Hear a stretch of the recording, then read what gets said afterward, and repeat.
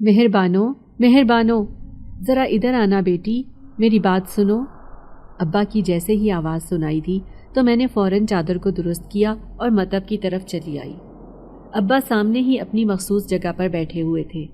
میں نے سوالیہ نظروں سے ابا کی طرف دیکھا اور پوچھا، جی ابا کہیے کیا ہوا؟ تو ابا کہنے لگے، بیٹا میں ذرا نماز کے لیے جا رہا ہوں، میرا مطب کھلا ہے، یہاں پر یہ نوجوان بے ہوش پڑا ہے، تو تم ذرا اس کا خیال رکھنا، میں 10-15 منٹ میں واپس آ جاؤں گا۔ ابا کے کہنے پر ہی میری نظر سامنے پڑے بے ہوش نوجوان پر پڑی تو میں اسے دیکھتی رہ گئی۔ اتنا خوبصورت نوجوان آج سے پہلے میں نے کبھی نہیں دیکھا تھا۔ تو میں نے ابا سے کہا کہ ٹھیک ہے آپ جائیں، میں یہیں پر ہوں۔ ابا سر ہلاتے ہوئے اپنی ٹوپی کو درست کرتے مطب سے باہر چلے گئے۔ میں یوں ہی ابا کی مخصوص جگہ کے قریب ہی آ کر بیٹھ گئی اور اس نوجوان کو بغور دیکھنے لگی۔ وہ بہت خوبصورت تھا اور ہلکی ہلکی داڑھی اس کے اوپر خوب سج رہی تھی۔ اس کے علاوہ اس کی آنکھیں بند تھیں، لیکن پھر بھی مجھے یقین تھا کہ جب وہ آنکھیں کھولتا ہوگا تو ایک جادو طاری کر دیتا ہوگا۔ ابھی ابا کو گئے ہوئے 5 منٹ ہی گزرے تھے کہ وہ نوجوان ہلکا ہلکا ہلنے لگا۔ میں اسی کی طرف دیکھ رہی تھی۔ مجھے اس بات کی تشویش ہو رہی تھی کہ کہیں ابا کے آنے سے پہلے اسے ہوش نہ آ جائے یا اس کی تکلیف میں اضافہ نہ ہو جائے، کیونکہ مجھے تو کچھ اندازہ ہی نہیں تھا کہ کیا کرنا ہے۔ میں ابا کے ساتھ ضرور بیٹھتی تھی، لیکن اس طرح کے ایمرجنسی کیس کو میں نے آج تک ڈیل نہیں کیا تھا، اور نہ ہی مجھے اندازہ تھا کہ ایسے مواقع پر کیا کرنا چاہیے تھا۔ لیکن کچھ دیر ہلکا ہلکا ہلتے رہنے کے بعد وہ ایک دم ہوش میں آ گیا۔ اس کے منہ سے ہلکی ہلکی کراہیں نکل رہی تھی، جیسے وہ بہت تکلیف میں ہو اور اس وقت اپنی تکلیف کو برداشت کرنے کی کوشش کر رہا ہو۔ نیم وال لب پیاس کی طرف اشارہ کر رہے تھے، جیسے نہ جانے اس نے کب سے پانی نہ پیا ہو۔ میں اسے ہی دیکھ رہی تھی، لیکن وہ ابھی بھی ہوش میں نہیں تھا۔ وہ ابھی بھی نیم بے ہوشی کے عالم میں کراہ رہا تھا۔ میں نے دیکھا تو اسے ظاہری طور پر تو کوئی خاص چوٹ نہیں لگی تھی۔ سر کے پاس کچھ چوٹ تھی، ہاتھوں پر خراشیں تھیں، اور اسی طرح پیروں کے اوپر بھی کچھ خراشیں نظر آ رہی تھیں۔ نہ جانے اس لڑکے کے ساتھ کیا ہوا تھا، وہ کیوں اس طرح بے ہوش تھا۔ اسے اس طرح دیکھ کر میرے دل کو کچھ ہونے لگا۔ دیکھنے میں وہ کافی خوبصورت اور جوان تھا، عمر یہی کوئی 25-26 سال ہوگی، اور چہرہ بہت ہی خوبصورت تھا۔ میں یوں ہی اس کا جائزہ لے رہی تھی اور اس کی بے ہوشی مجھے پریشان کر رہی تھی۔ اسی لیے میں یہ سوچنے لگی کہ اب ابا گھر پر آئیں گے تو پھر ہی ان سے اس کے بارے میں پوچھوں گی اور پھر ہی اس کے بارے میں معلوم ہوگا۔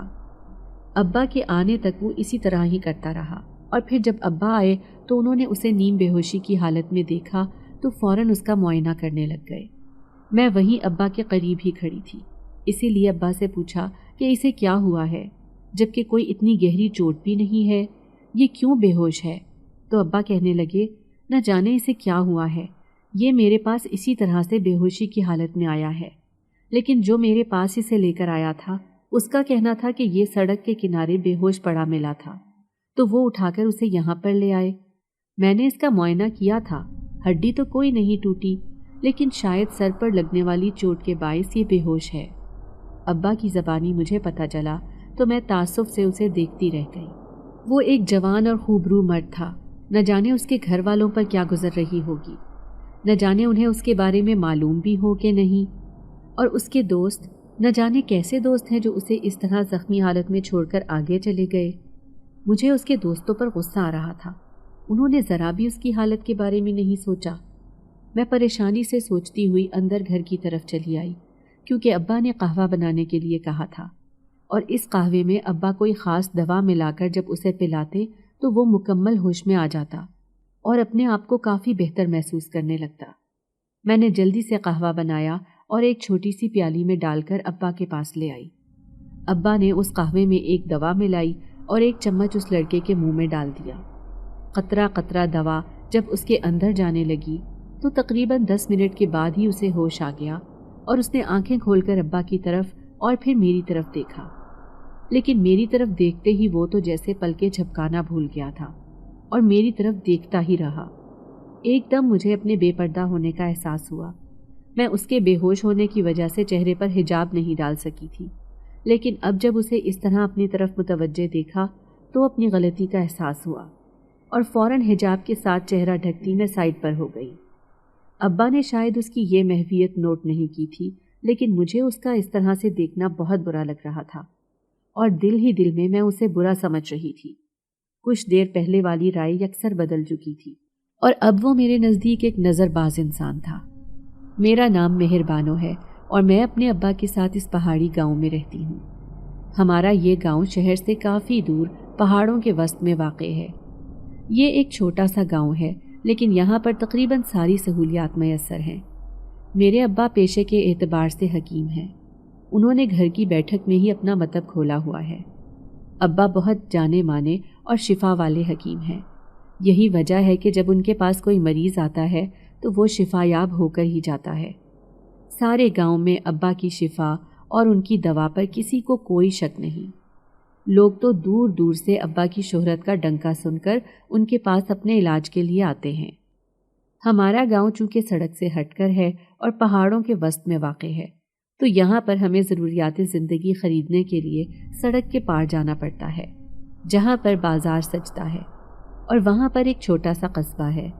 ہم اکثر وہیں سے جا کر اشیاء ضروریہ لے کر آتے ہیں۔ میں اپنے ابا کے ساتھ اس چھوٹے سے گھر میں رہتی ہوں۔ اماں کا انتقال میرے بچپن میں ہی ہو گیا تھا، اور میری پرورش میری دادی نے کی تھی۔ دادی کا بھی 2 سال پہلے انتقال ہو چکا تھا۔ جب میں 18 سال کی تھی تو دادی کو بھی موسمی بیماری نے گھیر لیا، جس کے باعث انہیں نمونیا ہو گیا اور پھر وہ جانبر نہ ہو سکی۔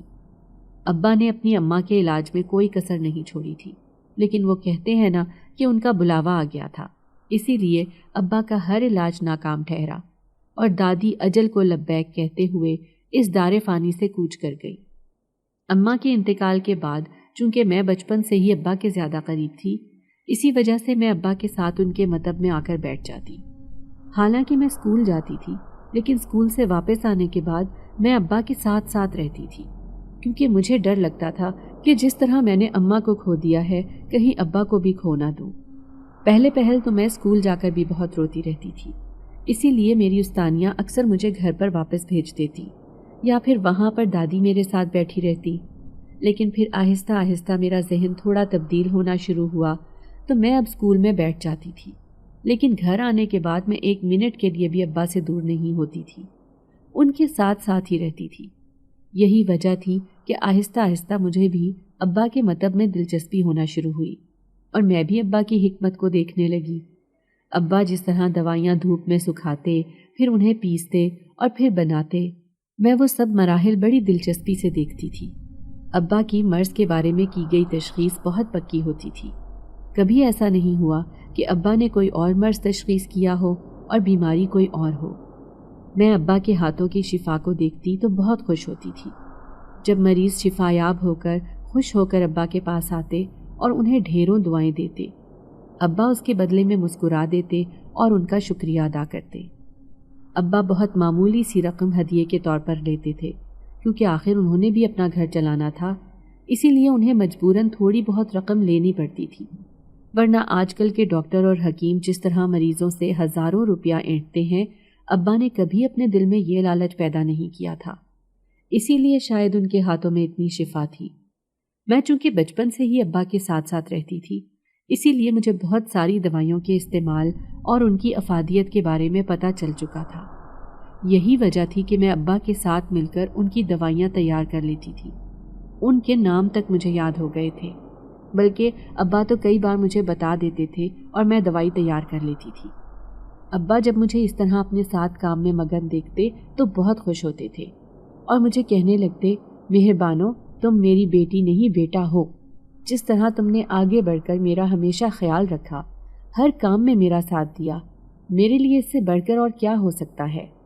ابا یہ کہتے ہوئے کھلے دل سے مسکرا دیتے، اور میں انہیں یہی کہتی کہ میں آپ کی بیٹی بھی ہوں اور بیٹا بھی ہوں، اور زندگی کے ہر قدم پر میں آپ کے ساتھ ہوں۔ ابا میرے سر پر ہاتھ رکھ کر مجھے ڈھیروں دعائیں دیتے۔ دادی کا وجود جب تک زندہ رہا ہمیں ان کا بہت آسرا تھا، لیکن ان کے جانے کے بعد گھر تو جیسے ایک دم خالی ہو گیا تھا۔ میں نے میٹرک کے بعد گھر پر ہی پیپروں کی تیاری شروع کر دی تھی، کیونکہ کالج یہاں سے بہت دور تھا اور روزانہ آنا جانا میرے لیے ممکن نہیں تھا۔ اسی لیے ابا کے مشورہ کرنے پر میں نے گھر پر ہی پیپروں کی تیاری شروع کر دی۔ और आजकल मैं पेपरों की तैयारी के साथ साथ अब्बा का मतब भी संभाल रही थी। आज भी अब्बा सुबह से ही मतब में बैठे मरीजों को देख रहे थे और जो जो दवा मुझे बताते जाते मैं वो बनाकर उन्हें देती जाती। लेकिन अब इस मरीज के बारे में मुझे कुछ पता नहीं था। अब्बा तो अचानक ही मुझे उसके पास बिठा गए थे और फिर जब उसे होश आया और वो मुझे आंखें फाड़ फाड़ कर देखने लगा तो मुझे बहुत नागवारी महसूस हुई।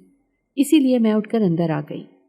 कुछ देर के बाद अब्बा भी अंदर चले आए और मुझे कहने लगे, बेटा 1 कप गर्म दूध दे दो, उसको पिलाना है।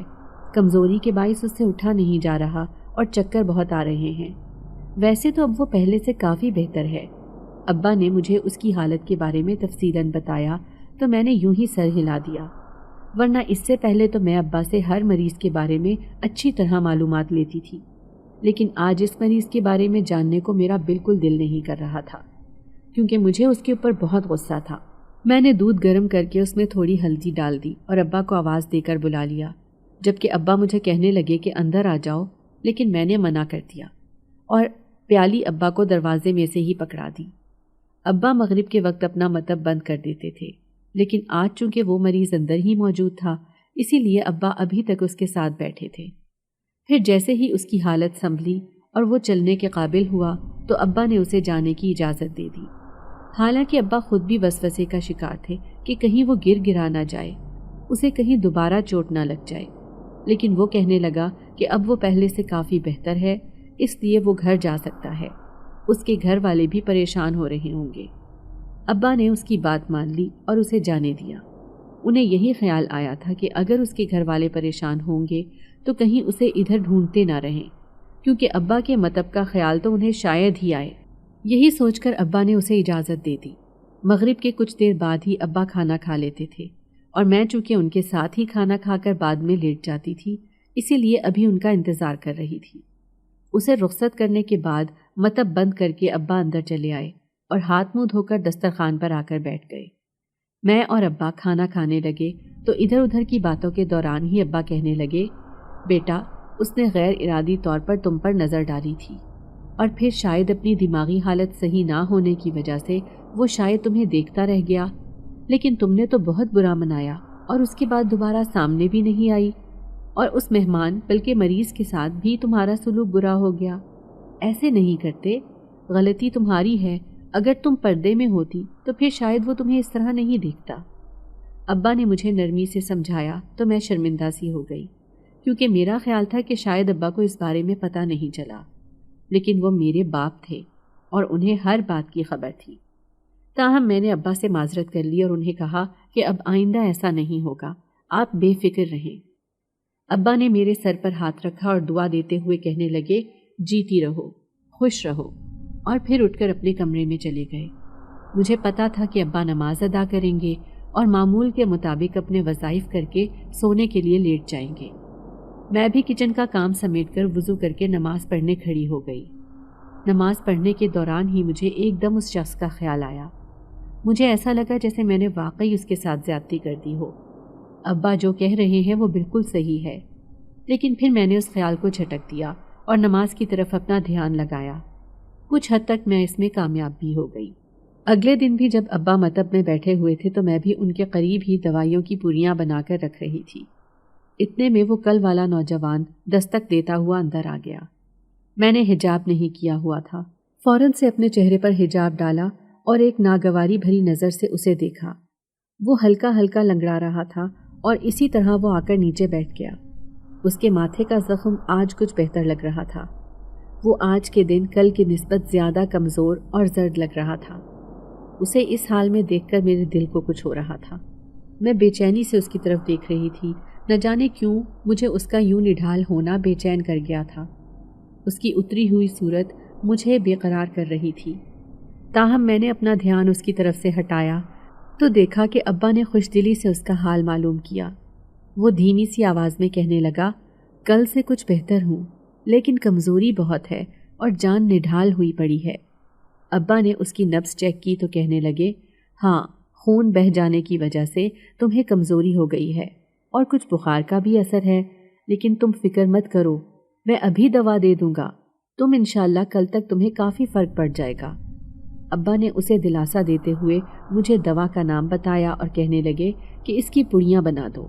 میں فوراً تیزی سے اٹھی اور 2-3 دوائیاں ملا کر اس کی پوڑیاں بنائیں اور ایک پیکٹ میں ڈال کر اس نوجوان کو تھما دی۔ وہ اس دوران گاہے بگاہے مجھے دیکھ رہا تھا اور اس کا یوں دیکھنا مجھے بار بار محسوس ہو رہا تھا۔ اسے دوا دینے کے بعد ابا نے سارا طریقہ کار سمجھا دیا اور پھر مجھے کہنے لگے کہ جا کر قہوہ بنا لو، بیٹے کو اس حالت میں رخصت نہیں کرنا۔ ابا کے کہنے پر میں فوراً اٹھ کھڑی ہوئی اور اندر باورچی خانے میں چلی آئی۔ نہ جانے کیوں میرا دل تیز تیز دھڑک رہا تھا اور اس وقت ایسا لگ رہا تھا جیسے دھڑکنوں کا شور کان میں گونج رہا ہے۔ اس نوجوان کو دیکھ کر میری دھڑکنیں اسی طرح بے ترتیب ہوئی پڑی تھی اور میں خوش دلی سے اسے سوچ سوچ کر مسکرا رہی تھی۔ جلدی سے قہوہ بنایا اور 2 پیالیوں میں ڈال کر ابا کے پاس لے آئی۔ ابا نے ایک پیالی اٹھا کر اسی لڑکے کو پکڑائی اور کہنے لگے، لو شہروز میاں، قہوہ پیو۔ ابا کے یوں کہنے پر میں نے چونک کر ایک دم ہی اس کی طرف دیکھا تو وہ پہلے سے ہی میری طرف دیکھ رہا تھا۔ مجھے ابھی معلوم ہوا تھا کہ اس کا نام شہروز ہے۔ کتنا پیارا نام ہے۔ میں نے زیر لب اس کا نام دہرایا اور اپنا سر نیچے کی طرف جھکا لیا۔ ابا اور وہ بیٹھ کر قہوہ پیتے ہوئے گپ شپ کرنے لگے۔ ابا کی باتوں سے ہی مجھے اندازہ ہوا کہ وہ یہاں پر سیاح ہے اور پنجاب کے کسی شہر سے یہاں پر گھومنے پھرنے کے لیے آیا ہوا ہے۔ وہ اپنے دوستوں کے ساتھ تھا، لیکن جب ان کا ایکسیڈنٹ ہوا تو اس کے دوست اس سے آگے نکل گئے۔ انہیں اس کے بارے میں کچھ معلوم نہیں ہو سکا، جبکہ وہ یہاں پر مقامی لوگوں کی مدد کی وجہ سے آیا تھا اور اب وہ یہیں پر کسی کے گھر میں رہ کر یہ دن گزار رہا تھا۔ ابا کو اس کے بارے میں جان کر بہت افسوس ہوا اور وہ کہنے لگے کہ اپنے گھر والوں کو اس بارے میں مت بتانا، وہ پریشان ہوتے رہیں گے۔ لیکن شہروز کہنے لگا، میں انہیں بتا چکا ہوں۔ کل جب یہاں سے گیا تھا تو گھر میں بار بار فون آ رہے تھے اور پھر جب میں نے انہیں اپنی اس حالت کے بارے میں بتایا تو وہ پریشان ہو گئے تھے۔ ان کا کہنا تھا کہ مجھے فوری طور پر واپس آنا چاہیے، لیکن میں کیا کرتا؟ میری حالت اس طرح کی نہیں تھی کہ میں ابھی سفر کر سکتا۔ ابھی بھی آپ کی طرف بہت مشکل سے آیا ہوں۔ مجھ سے تو 2 قدم چلنا بھی محال ہو رہا ہے۔ ذرا سا چلتا ہوں تو سانس چڑھ جاتا ہے اور ٹانگ درد دے ویسے ہی طبیعت بے چین کی ہوئی ہے۔ شہروز نے تفصیل سے اپنی طبیعت کے بارے میں آگاہ کیا تو ابا سر ہلانے لگے۔ اتنی دیر میں وہ قہوہ ختم کر کے پیالی ابا کو پکڑا کر اٹھ کھڑا ہوا اور کہنے لگا، میں اب چلتا ہوں حکیم صاحب، یہ دوا کھا کر دیکھتا ہوں، اگر 2 دن میں فرق پڑ گیا تو ٹھیک ہے، ورنہ پھر دوبارہ آپ کو زحمت دوں گا۔ ابا نے سر ہلا دیا اور کہنے لگے، اب تمہیں آنے کی ضرورت نہیں پڑے گی، اس دوا سے تمہیں آرام آ جائے گا۔ ابا نے اسے دعا دیتے ہوئے رخصت کیا اور اس کے جانے کے بعد بھی اس کی تعریف کرتے رہے۔ ابا کا کہنا تھا کہ یہ بہت اچھا لڑکا ہے، آج کل کے نوجوانوں کی طرح نہ تو اس میں شوخی اور شرارت ہے اور نہ ہی بد تہذیبی ہے، بلکہ سمجھدار اور سنجیدہ مزاج ہے۔ ابا کی اس کی تعریف کرنے پر میں خاموشی سے سنتی رہی، تاہم نگاہوں میں اس کا چہرہ سجا ہوا تھا۔ نہ جانے میں کیوں اس کو اتنا سوچنے لگی تھی، کیوں اس کے بارے میں میرے دل میں اتنے خیال آ رہے تھے، آخر کیا وجہ تھی؟ میں جیسے اپنی اس کیفیت سے خود ہی گھبرا رہی تھی اور اس بات کو ماننے سے انکاری ہو رہی تھی کہ مجھے اس سے محبت ہو گئی ہے۔ بار بار ذہن میں اسی کا خیال آ رہا تھا۔ یہی وجہ تھی کہ اس کے بارے میں سوچتے سوچتے میں اس کے بارے میں کافی کچھ جان گئی تھی۔ آج کے دن ویسے تو مطب میں نہیں آیا تھا کیونکہ اس کے پاس آج کی دوا موجود تھی، لیکن پھر بھی نہ جانے کیوں مجھے بار بار اسی کا خیال آ رہا تھا کہ شاید وہ چلا ہی آئے۔ میری نظریں دروازے کی دہلیز پر ہی تھی، لیکن اس نے نہیں آنا تھا اور وہ نہیں آیا۔ شام تک میں مایوس ہو چکی تھی اور چہرہ اتر گیا تھا۔ ابا سے طبیعت خرابی کا کہہ کر میں اندر کمرے میں آ کر لیٹ گئی اور پھر خیالوں ہی خیالوں میں اس سے لڑنے لگی تھی۔ آخر کیوں نہیں آئے تم؟ تمہیں آنا چاہیے تھا۔ تمہیں معلوم نہیں کہ میں تمہارا انتظار کر رہی تھی؟ میں خیال ہی خیال میں اس کے ساتھ لڑ رہی تھی اور پھر نہ جانے میں کب نیند کی وادی میں اتر گئی، مجھے کچھ پتہ نہیں چلا۔ ابا بھی نہ جانے کس وقت گھر آئے، کس وقت انہوں نے نماز ادا کی اور کھانا کھایا، مجھے پھر کچھ ہوش نہ رہی۔ اگلے دن جب میں سو کر اٹھی تو کافی فریش تھی۔ میں نے ابا سے گھر کا ضروری سامان لانے کے لیے کہا کیونکہ گھر کی کافی چیزیں ختم ہوئی تھی۔ ابا کو ان کے بارے میں بتایا اور کہا کہ آج ہی لا دیں۔ ابا حسب معمول اپنے مطب میں مصروف تھے اور کہنے لگے کہ میرا تو بہت مشکل نظر آ رہا ہے، تم ایسا کرو، تم خود چلی جاؤ، بلکہ اپنی کسی سہیلی کو ساتھ لے جاؤ اور جلدی سے سامان پکڑ کر لے آؤ۔ یہ نہ ہو کہ میرے انتظار میں سارا دن گزر جائے اور سامان پھر نہ آئے۔ ابا نے مجھے کچھ پیسے پکڑاتے ہوئے کہا تو میں نے سر ہلا دیا اور اسی طرح چادر اوڑھ کر باہر آ گئی۔ میرا خیال تھا کہ میں اپنی سب سے قریبی سہیلی زہرا کو ساتھ لے جاؤں گی تاکہ ہم باتیں کرتے ہوئے چلے جائیں اور اسی طرح جلدی واپس بھی آ جائیں، لیکن ابھی میں زہرا کے گھر پہنچی بھی نہیں تھی کہ اس سے پہلے ہی مجھے شہروز راستے میں مل گیا۔ اسے دیکھ کر میرے دل کی دھڑکن ایک دم تیز ہو گئی۔ اس نے بھی مجھے پہچان لیا تھا اور سلام کرتا ہوا مجھ سے ابا کے بارے میں پوچھنے لگا۔ میں نے اسے کہا کہ وہ مطب میں مصروف ہیں، اگر وہ جانا چاہتا ہے تو جا کر ان سے مل لے، جبکہ وہ کہنے لگا کہ آپ کہاں جا رہی ہیں؟ میں نے اسے بتا دیا کہ میں سڑک کے پار سامان لینے جا رہی ہوں، تو وہ بھی قدم قدم میرے ساتھ ہی ہو لیا۔ اس کا یوں ساتھ چلنا مجھے بہت اچھا لگنے لگا، لیکن میرے دل کی دھڑکنیں بے ترتیب ہونے لگ گئی تھی اور ہاتھوں پیروں میں کپ کپاہٹ اترنے لگی تھی۔ تاہم میں خود پر قابو پاتے ہوئے اس کے ساتھ چل رہی تھی کہ اچانک اس کی آواز سنائی دی۔ وہ کہہ رہا تھا، مہربانو، مجھے آپ سے کچھ کہنا ہے۔ اس نے بڑی آہستہ آواز میں کہا تو میں سراپا اس کی طرف متوجہ ہو گئی۔ آج سے پہلے مجھے اپنا نام کبھی اتنا خوبصورت نہیں لگا جتنا اب لگ رہا تھا۔ میں اس کی طرف متوجہ ہوئی تو وہ کہہ رہا تھا، مہربانو، میں نے جس دن سے آپ کو دیکھا ہے اس دن سے آپ کی محبت میں مبتلا ہوں۔ مجھے نہ کھانے پینے کا ہوش ہے اور نہ سونے کی فکر ہے۔ میں ہر وقت آپ کے بارے میں سوچتا رہتا ہوں اور آپ کو دیکھنے کی کوشش کرتا رہتا ہوں۔ مجھے معلوم نہیں کہ یہ محبت ہے یا کیا ہے، لیکن یہ جو کچھ بھی ہے بہت اچھا لگ رہا ہے۔ میں چاہتا ہوں کہ یہ کبھی ختم نہ ہو، ایسے ہی رہے۔ اس کی آواز میں محسوس کی جانے والی محبت اور تڑپ تھی۔ اس کی یہ سب باتیں سن کر میں حیرت زدہ رہ گئی تھی، کیونکہ مجھے امید نہیں تھی کہ وہ بھی اسی منزل کا مسافر ہوگا جس راہ کی مسافر میں بن چکی تھی۔ لیکن میں نے ابھی فی الحال اس سے کچھ بھی نہیں کہا، خاموشی سے اس کی باتیں سنتی رہی اور وہ اپنے دل کا حال بیان کرتا رہا۔ سڑک کے پار سامان لے کر میں واپس چلی آئی، جبکہ مجھے جتنا اچھا آج لگ رہا تھا اس سے پہلے کبھی نہیں لگا۔ میں خود بھی اسے ہی سوچتی رہتی اور اس کی محبت میں شدت سے مبتلا ہو گئی تھی۔ وہ ہر دوسرے دن ابا کے پاس مطب میں آ جاتا۔ ابا نے تو ایک دن اس سے پوچھ ہی لیا، شہروز، کیا بات ہے؟ تم واپس اپنے گھر کیوں نہیں جا رہے؟ تمہارے گھر والے پریشان ہیں، تمہیں واپس جانا چاہیے۔ جبکہ ابا کی بات سن کر وہ ہنس دیا اور کہتا، میں ابھی واپس نہیں جانا چاہتا، اسی لیے کچھ عرصہ اور یہاں پر رکنا چاہتا ہوں۔ اس کے لہجے میں محسوس کی جانے والی بے بسی ہوتی۔ ابا اسے کہتے، اس کا مطلب ہے اس علاقے کی خوبصورتی نے تمہیں اپنا اسیر کر لیا ہے۔ تو وہ ہنس دیتا اور کہتا، ایسا ہی ہے۔ اس دن کے بعد سے دوبارہ مجھے اس سے اکیلے میں بات کرنے کا موقع نہیں مل سکا، اور پھر ایک دن ابا اپنے مطب کا کچھ سامان لینے کے لیے شہر گئے ہوئے تھے، اور جس دن وہ شہر جاتے انہیں سارا دن لگ جاتا تھا۔ آج میں مطب میں بیٹھی ہوئی تھی۔ میں چند مریضوں کو دیکھ لیتی اور انہیں دوا دے دیتی۔ ابھی بھی میں چادر اور حجاب اوڑھ کر بیٹھی ہوئی تھی کہ اتنے میں شہروز چلا آیا۔ اسے غیر متوقع طور پر سامنے دیکھ کر میں حیران رہ گئی، تاہم وہ سلام کرتے ہوئے سامنے ہی بیٹھ گیا۔ میں نے اس سے کچھ بھی نہ پوچھا، لیکن وہ چند لمحے بے چینی سے بیٹھا رہا اور پھر کہنے لگا، مہربانو، میں نے اپنی محبت کا اظہار کیا تھا، لیکن آپ کی خاموشی نے مجھے کچھ اضطراب میں ڈال دیا ہے۔ کیا آپ مجھ سے محبت نہیں کرتی؟ شہروز کی بات سن کر میں نے سر جھکا دیا اور کہا، میں تو آپ کو دل و جان سے چاہنے لگی ہوں، لیکن بس اظہار کرنے سے گھبراتی ہوں۔ میں نے آہستہ آواز میں کہا تو اس کے چہرے پر جیسے رونق سی آ گئی۔ وہ کہنے لگا، میں جانتا تھا کہ آپ بھی مجھے چاہنے لگی ہیں۔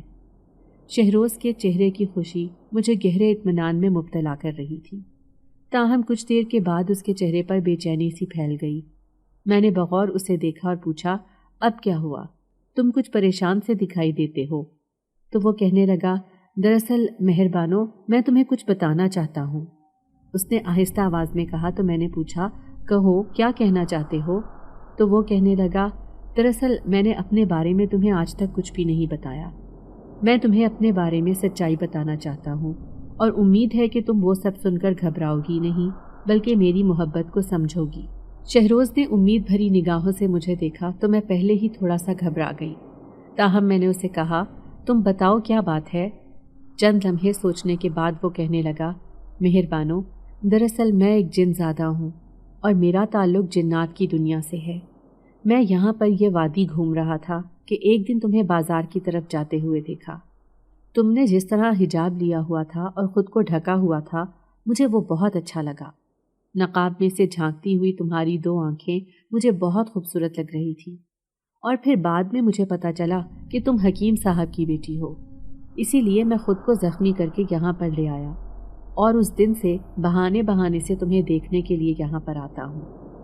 شہروز نے ایک ہی سانس میں اپنی بات مکمل کی تو میں حیرت اور خوف کے ملے جلے تاثرات کے ساتھ اسے دیکھتی رہ گئی، تاہم وہ میری کیفیت سے یکسر انجان بنا اپنے بارے میں بتاتا رہا، جبکہ مجھے تو اس بات پر یقین ہی نہیں آ رہا تھا کہ وہ ایک جن زادہ ہے۔ دیکھنے میں تو وہ بالکل اچھا بھلا خوبصورت نوجوان لگتا تھا، لیکن اب جس طرح سے وہ یہ بات کہہ رہا تھا، اس کا مطلب ہے کہ وہ سچ ہی کہہ رہا تھا۔ شہروز ابھی اپنے بارے میں بات کر ہی رہا تھا کہ ابا چلے آئے۔ میرے چہرے پر اڑتی ہوائیاں دیکھ کر وہ پوچھنے لگے، مہر بانو، کیا ہوا ہے؟ تم اتنی گھبرائی ہوئی سی کیوں لگ رہی ہو؟ ابا کی بات سن کر شہروز بھی تھوڑا ڈر سا گیا کہ کہیں ابا اسے ہی کچھ نہ کہہ دیں، لیکن میں نے خود پر قابو پاتے ہوئے ابا سے کہا، میں ٹھیک ہوں ابا، ایسی کوئی بات نہیں، بس آپ کو محسوس ہوا ہے۔ ابا کو کسی طرح ٹالتے ہوئے میں ان سے سامان پکڑ کر اندر گھر کی طرف چلی آئی۔ میرا دل اس وقت تیز تیز دھڑک رہا تھا اور گھبراہٹ کے مارے میرے ہاتھ پیر کانپ رہے تھے۔ مجھے یقین نہیں آ رہا تھا کہ شہروز ایک جن زادہ ہے اور جنات کی دنیا سے تعلق رکھتا ہے۔ پہلے دن جب میں نے اسے دیکھا تھا تو وہ کتنا معصوم اور خوبصورت لگ رہا تھا، اور اب جب اس نے اپنے بارے میں مجھے بتایا تو وہ کتنا خوفناک سا محسوس ہو رہا تھا۔ میں گھبراتے ہوئے یہی بات سوچے جا رہی تھی کہ میں ایک جن زادے کے ساتھ محبت میں مبتلا ہو گئی ہوں۔ میں اس کے ساتھ گھر بسانے کے خواب دیکھ رہی تھی۔ عجیب سی سوچیں دماغ کو چکرا رہی تھی اور کوئی بھی کام مجھ سے سیدھا نہیں ہو رہا تھا۔ اسی لیے گھبرا کر میں نے ہر چیز کو وہیں پر چھوڑا اور اپنے کمرے میں آ کر لیٹ گئی۔ طبیعت کے اوپر اتنا زیادہ بوجھ محسوس ہوا کہ مجھے بخار ہو گیا اور رات تک میں تیز بخار میں تپ رہی تھی۔ ابا کے تو ہاتھ پیر پھول گئے تھے۔ دوسروں کی بیماریاں ٹھیک کرنا ان کے لیے آسان تھا، لیکن اپنی اولاد کی بیماری دیکھ کر ان کے ہاتھ پیر پھول جاتے تھے۔ یہی وجہ تھی کہ اب بھی ابا شدید پریشان ہو گئے تھے اور مجھے زبردستی دوا کھلا کر میرے سرہانے ہی بیٹھ گئے۔ میں ساری رات بخار میں تپتی رہی اور نیم بے ہوشی کے عالم میں رہی۔ صبح ابا نے دوبارہ دوا دی تو میں گہری نیند سو گئی اور دوپہر تک کچھ طبیعت بہتر ہو گئی۔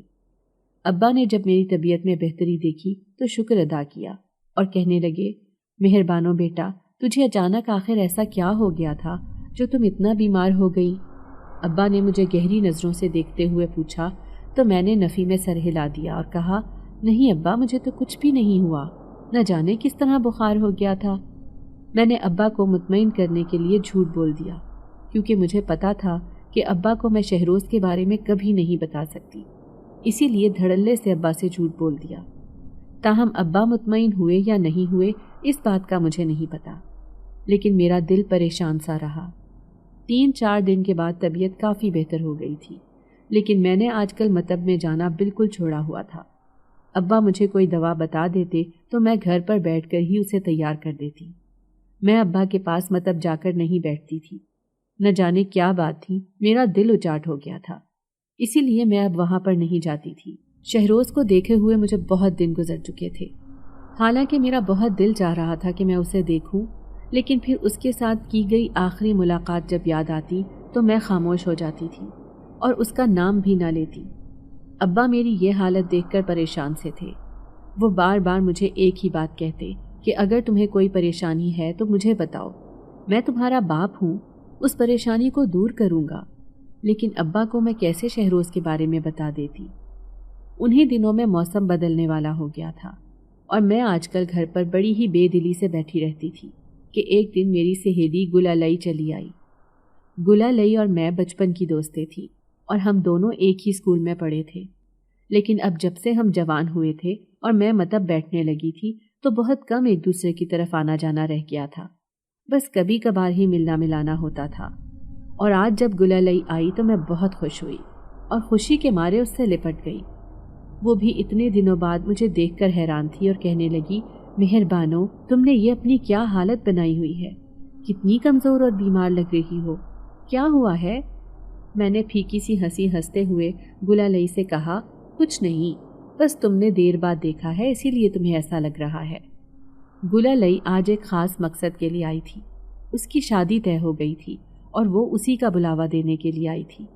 میں بہت حیران ہوئی اور خوشی کے مارے اس کے ساتھ چپک گئی۔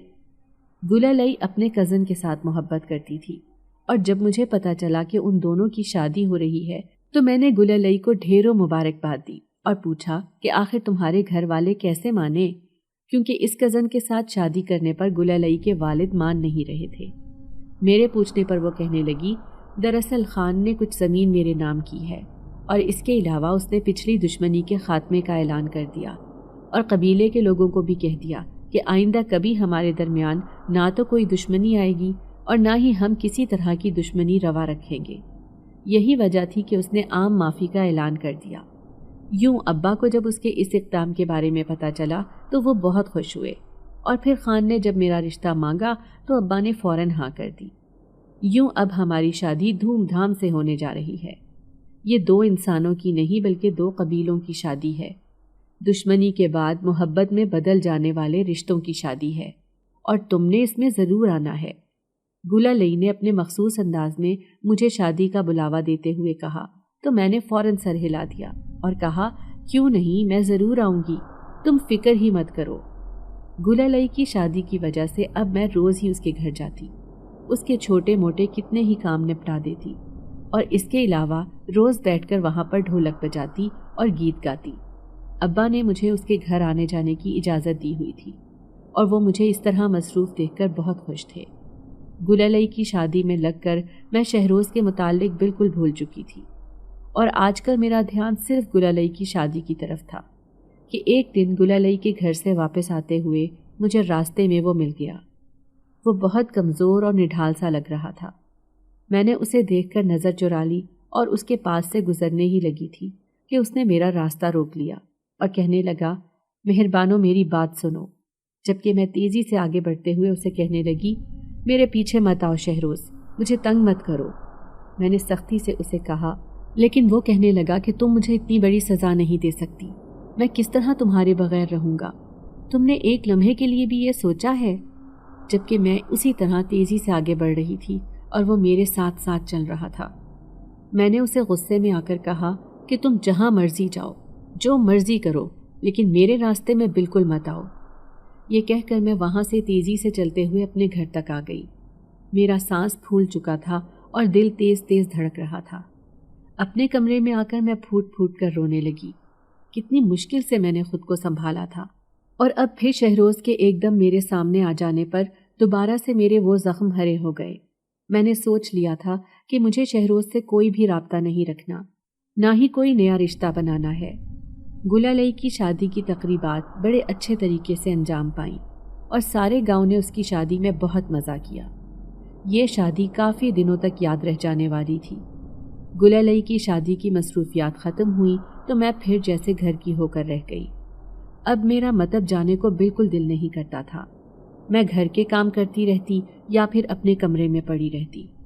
ابا اکثر میرے پاس آ کر بیٹھ جاتے اور میرے بالوں میں ہاتھ پھیرتے ہوئے کہتے، مجھے بتاؤ مہربانو، اگر تمہارے دل میں کوئی بات ہے تو میں وعدہ کرتا ہوں میں تمہاری وہ بات ضرور مانوں گا، لیکن تم ایک بار مجھے بتاؤ تو صحیح۔ ابا محبت اور لگاوٹ سے پوچھتے تو میں نہ میں سر ہلا دیتی اور یہی کہتی کہ ایسی کوئی بات نہیں ہے۔ ابا آپ پریشان مت ہوں، لیکن ان کا چہرہ یہ بتاتا تھا کہ انہیں میری کسی بات پر یقین نہیں ہے۔ اور گلالئی کی شادی کے 1 مہینے بعد ابا ایک دن مجھے کہنے لگے، مہربانو میں نے تمہارا رشتہ طے کر دیا ہے، میں جلد ہی تمہارا نکاح کر دوں گا۔ ابا نے اچانک یہ بات کی تو میں ان کی طرف دیکھتی ہی رہ گئی۔ مجھے یقین نہیں آ رہا تھا کہ ابا میری زندگی کا فیصلہ مجھ سے پوچھے بغیر کریں گے۔